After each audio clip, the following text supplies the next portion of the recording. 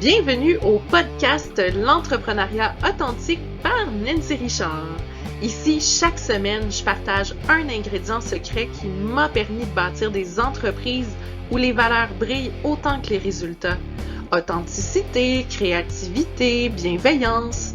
Ce podcast est votre dose hebdomadaire d'inspiration pour aligner passion et profession. Ensemble, découvrons les clés pour entreprendre avec cœur, audace et un brin de rock'n'roll.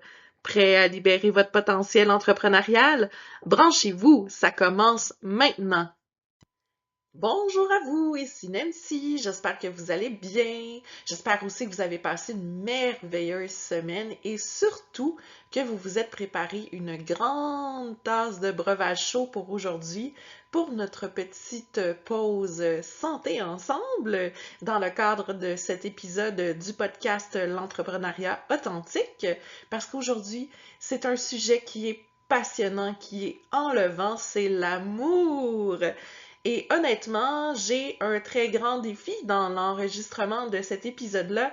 C'est pas de trouver des anecdotes, c'est plutôt de me limiter dans le temps pour demeurer dans la bonne durée pour un épisode de podcast parce que vous comprendrez que l'amour, c'est une des valeurs les plus importantes de ma vie.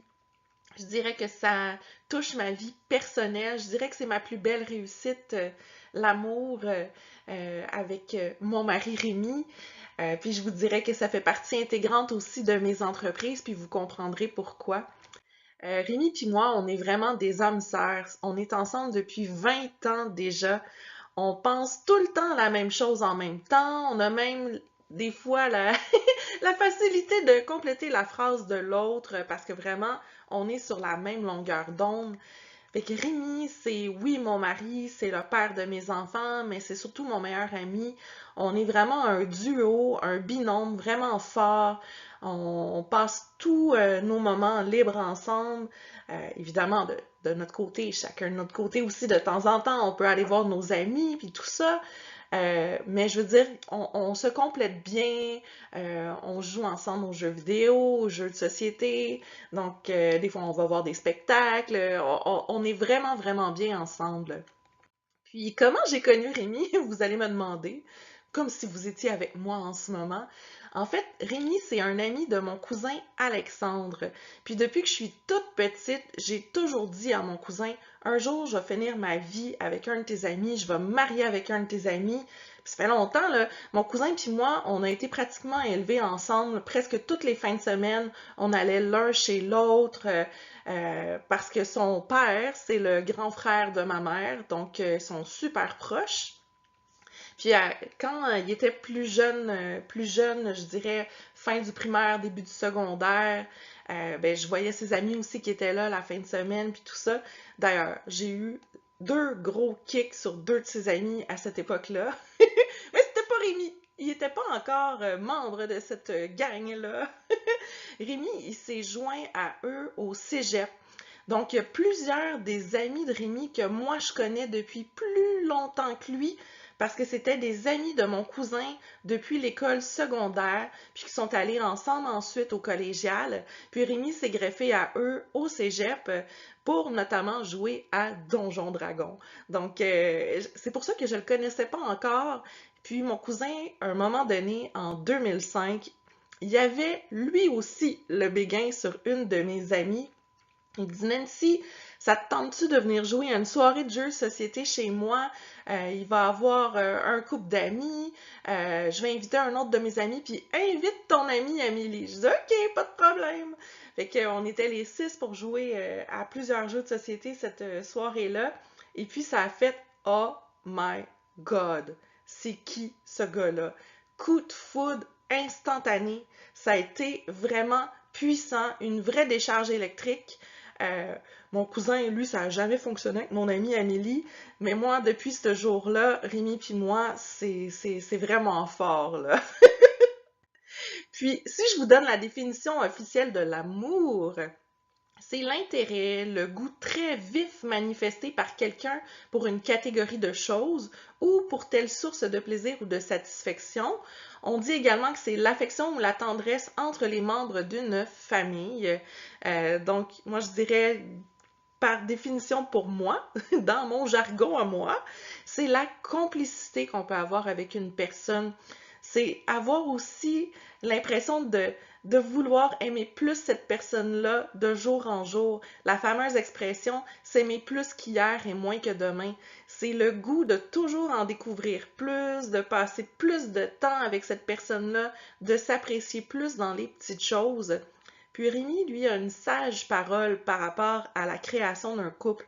Tu sais, quand quelqu'un a une liste de critères à pu finir, puis tout ça, c'est difficile de trouver la bonne personne. Mais lui, il a vraiment une philosophie très particulière que j'ai envie de vous partager. Il dit, Nancy, il dit, on ne choisit pas son partenaire de vie pour ses qualités. On choisit son partenaire de vie pour les défauts qu'on est capable de tolérer. Puis il y a des défauts qu'on ne peut pas tolérer. Puis, tu sais, c'est bien beau de dire « Ah, il va changer pour moi, nanana. » Non, il y a des choses qui changent pas. C'est dans notre personnalité profonde, puis on peut pas changer ça. Fait que si pour toi, le fait que la personne fume, c'est un non catégorique, mais va pas plus loin. Vas-y avec les défauts que tu peux accepter, qui ne vont pas devenir un irritant majeur. Tu sais que ça va devenir pire de jour en jour, de mois en mois, d'année en année, jusqu'à temps que ça fasse paf, puis que ça pète. Donc, c'est pour ça. Donc, toutes les qualités, Rémi dit que ce sont des bonus. Puis moi, je trouve ça vraiment magnifique comme définition de l'amour. Donc, j'avais envie de vous la partager également. Puis en 2007, je dirais que ça a été notre grosse année charnière dans notre vie personnelle pour plusieurs raisons. J'ai passé à l'émission de télévision Le Cercle. Ça, c'était un jeu questionnaire qui se déroulait au Québec avec deux co-animateurs et c'était des questions de culture générale. Donc, moi, j'ai eu la chance de participer. J'adore tout ce qui est intellectuel de cette façon-là, là, les jeux de questions. Là, moi, je suis une fan finie. Donc, j'étais plus qu'honorée d'avoir été choisie. Il fallait aller passer une audition pour voir comment on réagissait à la caméra, comment on s'exprimait. Puis, on avait aussi des examens à passer pour voir si on avait des bonnes connaissances aussi. Donc, j'ai eu la chance de me rendre à la ronde de 5 sur 5. En fait, c'était comme on devait répondre le plus rapidement possible 5 questions en moins de 25 secondes et moi, je l'ai réussi. J'ai eu 5 sur 5 en moins de 20 secondes et ce que ça m'a fait, c'est que j'ai réussi à obtenir 500 $ de crédit pour Via Rail. Et je suis allée avec un autre couple d'amis à Toronto voir un spectacle d'orchestre symphonique qui jouait des jeux vidéo, qui jouait de la musique de jeux vidéo, puis on avait des petits extraits de jeux vidéo en arrière-scène. Et je me suis rendue en grande finale et le prix que j'ai gagné, c'était 1500 $ dans une bijouterie. Puis ça, je vais toujours m'en rappeler. Il y a mes parents dans la foule, il y a ma sœur, puis il y a Rémi, évidemment, puis j'avais une autre amie qui était là, Amélie, la fameuse Amélie du début de mon podcast. Et puis ça fait 1500 $ dans une bijouterie. Zoom Nancy, zoom Rémi, zoom Nancy à la caméra. Fait que Rémi est venu me voir à la pause des enregistrements parce que c'était 5 épisodes. On tournait toute la semaine dans la même journée. Puis il me dit « Hey, ça serait cool qu'on se fiance. » Là, j'étais comme « Oh my God! Oui! » Mais là, ça a fait en sorte que les 2 derniers épisodes, j'ai été super push parce que là, j'étais comme toute déconcentrée. Mais ça a fait en sorte que le 24 novembre de cette année-là, c'est là qu'on a déménagé dans notre première maison. Le 24 décembre, c'était nos fiançailles officielles avec nos familles. Et le 24 janvier, c'est là que je devenais enceinte pour la première fois. Donc 24 novembre, 24 décembre, 24 janvier. Pif, paf, pouf. Puis le 24 janvier, je vais toujours m'en rappeler, on avait des amis à souper. Puis en blague, j'avais dit « Ok guys, c'est vraiment le temps que vous partiez, là. Je dis, c'est ce soir que j'ovule, là. Fait que bye. » Fait que quand je leur ai appris 2 semaines plus tard que j'étais enceinte, « Oh mon Dieu, j'étais là! » Non, non, t'étais pas là, t'étais déjà partie, je te rassure. Mais c'était vraiment très drôle là, de l'avoir comme lancé dans l'univers, que c'était là que ça allait se passer. Fait que de notre amour est née Lily en 2008, puis en 2010, c'est Fanny, et ensuite, c'était la vasectomie. Puis ça a été une merveilleuse expérience de couple, je vous raconte. Euh, j'ai eu le droit d'assister à l'opération. Le chirurgien me dit Nancy, est-ce que tu es très sensible, toi, ou ça va? Est-ce que tu as peur des aiguilles? Je dis, oh non, moi j'adore ça. J'ai une passion pour toutes les émissions plus médicales, puis tout ça. J'ai dit, puis moi j'étais une accompagnante à la naissance, mais là je vais être une accompagnante à la plus de naissance. Fait que j'ai eu la chance de voir comment ça se passait, puis c'était vraiment cool. Le médecin était tellement détendu, était tellement jovial, grosse musique qui jouait, c'est quasiment pas s'il dansait en même temps. Et qu'il a fait son intervention. Puis à la fin, il s'est approché avec les deux petits canaux, les deux petits morceaux dans ses mains. Il dit, regarde, c'est ça là, que j'ai enlevé. Fait que c'était comme, waouh, c'est magique. J'ai la chance de vivre ça, puis d'avoir l'ouverture de faire ça avec son partenaire aussi, tu sais. Rémi, on s'entend-tu qu'il était pas dans la position la plus agréable, ok? Les jambes un peu écartelées, c'était quelque chose à voir, mais qui m'a permis d'assister à ça, c'était une expérience tellement chouette, là. Fait que c'est ça. Puis quelques années plus tard, ben, je voyais qu'on n'allait pas se marier parce que Rémi, lui, ça ne tentait pas nécessairement. Mais moi, j'y tenais vraiment. Fait que pendant toute cette année-là, en 2012, j'ai essayé d'être la fille la moins subtile du monde, sans blague. Je dis, oh chérie, cette année, nanana, on va fêter notre 7e anniversaire de couple. Il me semble qu'on passe le cap du 7 ans, c'est pour la vie. Rien que s'est passé. Oh chérie, c'est mes 30 ans, me semble que c'est un beau nom pour un mariage. Rien. Oh chérie, cette année, c'est le 12 du 12 2012, me semble que ça serait une belle journée. Puis je voyais bien qu'il allait rien se passer. Donc, ben, c'est ça, être une femme d'affaires, c'est prendre les devants, hein? Donc, ce que j'ai fait, le 11 décembre, on est allé dans une auberge gastronomique. Donc, c'était un forfait où on dormait là-bas avec souper, 6 services, tout ça. Parce qu'on adore bonne bouffe, bon vin, Rémi puis moi. C'est un des points qui nous unit. Vraiment, la bonne bouffe. Même qui arrête pas de dire, si moi je t'ai eu, là, Nancy, c'est parce que je t'ai eu par l'estomac. Je t'ai fait mes meilleures recettes dans nos débuts. Comme ça, j'étais sûre de pouvoir te garder, là. Donc, on est allé là-bas le 11 et puis moi, je m'étais préparée en amont. J'avais écrit un livre avec tous nos beaux moments des années qu'on a passées ensemble, donc des fameuses 7 années, avec des photos, puis tout ça. Puis à la fin, je lui demandais de le lire. Puis ça, je lui ai donné le lendemain matin.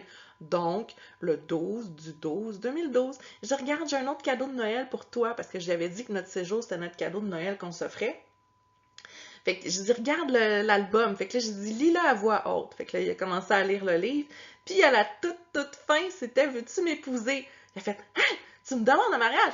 Je dis, mais il me semble que j'ai été assez claire toute l'année. Nanana, nos 7 ans, nanana, mes 30 ans, nanana, le 12 du 12 du 12. Il dit, oh my god, j'ai jamais pensé à ça parce que la réservation, c'était le 11. Fait qu'il a dit oui, vous comprendrez bien. Donc, on s'est mariés en plusieurs étapes. On est allé au Palais de justice de Montréal se marier, puis on est revenu chez nous avec plusieurs amis, puis membres de notre famille. Puis on s'est fait livrer là, du poulet en boîte, là, puis on a mangé du ketchup, là, pour vous dire que c'était juste l'étape 1 de 3. Ensuite, un an plus tard, on est allé à Cuba faire notre vrai mariage, notre vraie cérémonie sur le bord de la plage, avec des rituels d'échange de sable. Donc, moi, j'avais du sable turquoise, lui avait le sable orange, et on l'a uni ensemble dans une bouteille pour dire que le sable, mais on ne pourra jamais le séparer comme notre amour. Et comme tout le monde ne pouvait pas venir à Cuba avec nous, on a réservé le restaurant Le Dragon Rouge et on a fait un gros party avec toute notre gang. C'était tripant. Euh, et puis comment maintenant, là, vous comprendrez que je mets cet ingrédient-là magique à profit dans nos entreprises? Bien évidemment, Rémi, c'est mon confident, mon conseiller depuis le tout début de la création de mes entreprises, y compris quand j'étais pigiste pour différents articles de revue, que j'ai parti mon entreprise comme Doula et compagnie. Il a toujours été là. Et puis, de façon plus officielle, il y a quelques années déjà, il est devenu vice-président et co-actionnaire de nos entreprises de l'univers Cybelle parce qu'il m'a amené à réfléchir à un sujet qui n'est pas toujours facile. Nous, on est une petite équipe quand même, puis on a déjà 2 personnes qui sont décédées. Ça a été un gros choc, honnêtement, ces décès-là.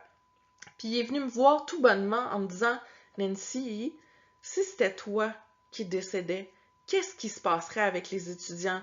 Qu'est-ce qui se passerait avec les entreprises? Qu'est-ce qui se passerait avec les employés? Là, ça m'a fait, oh, OK, ouais, t'as bien raison. Fait qu'on a entamé des démarches officielles, des démarches légales pour qu'ils deviennent co-actionnaires, pour qu'ils puissent signer les documents, pour qu'ils puissent prendre des décisions aussi à ma place. Comme ça, s'il m'arrivait n'importe quoi, ça peut être aussi bête de je me fais frapper en traversant la rue puis je me ramasse dans le coma pendant 1 mois, mais l'entreprise peut continuer à rouler sans moi pendant ce temps-là.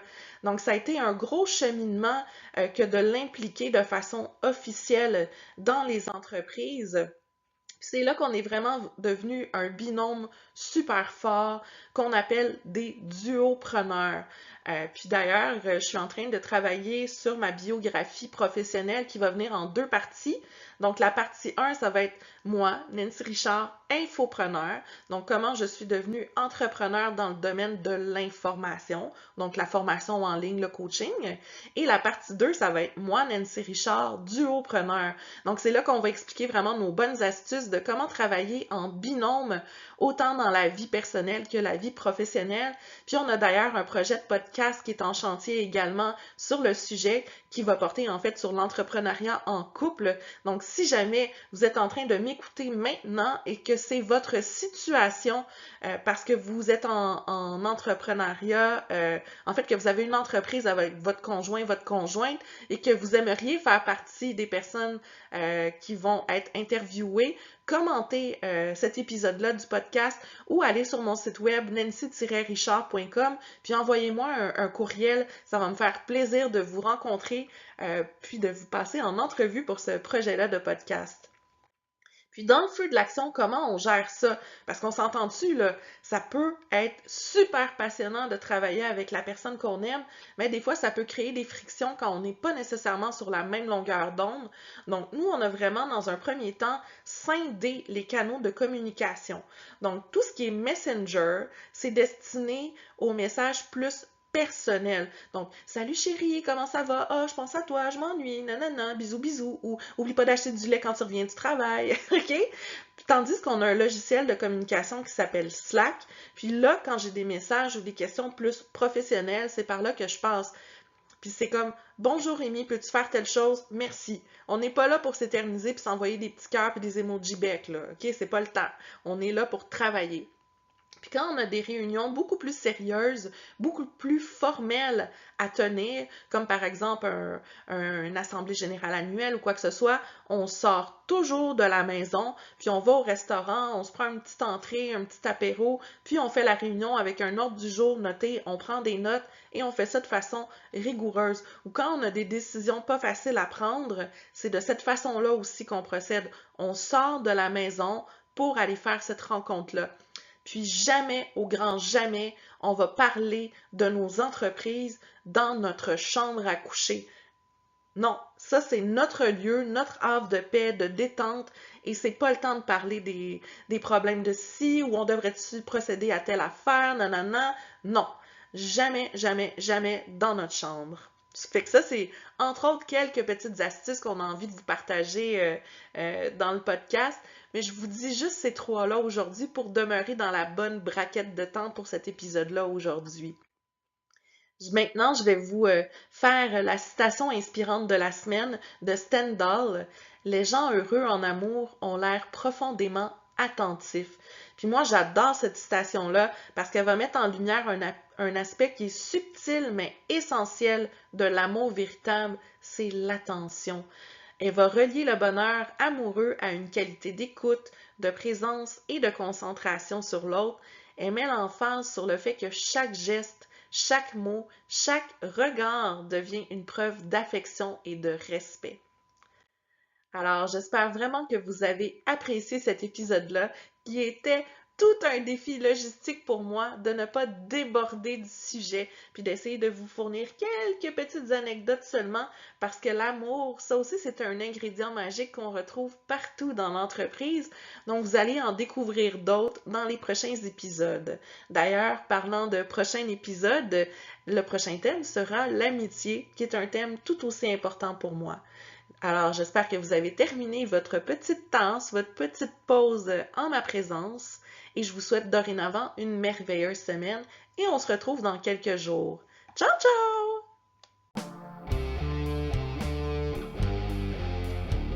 Pour de plus amples informations concernant mes entreprises ou mes services, vous pouvez visiter mon site web nancy-richard.com.